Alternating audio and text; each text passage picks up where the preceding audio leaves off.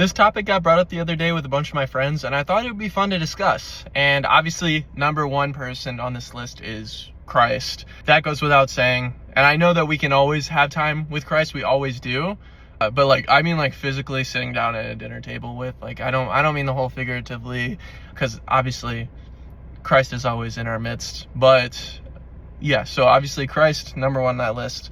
I don't even really need to explain that. The second one would be Mother Mary. And let me explain why. Because she's the mother of Jesus. Wouldn't it be cool to ask her, what was he like growing up?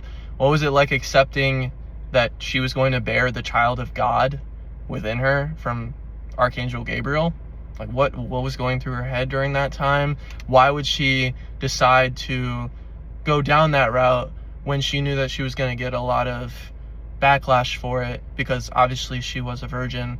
So and she was not married, and back then in that culture, if you were not married and you were pregnant, it was a big deal, and she was ostracized for it. So be interesting to kind of get her perspective on that, and also just growing up through the years and what was going through her mind during the crucifixion, and her mourning period of I don't know, that was always her purpose, was to bear the child of God, raise Jesus. It'd be really cool to just be able to have that discussion with her, and just how loving she was, and to everybody, to all of the apostles, and obviously Christ, and how great of a mother she was.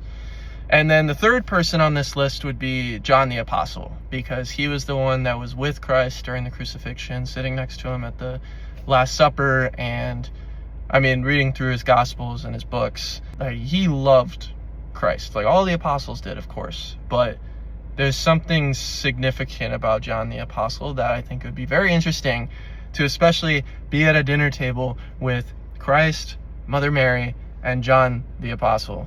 I just think that would be really special.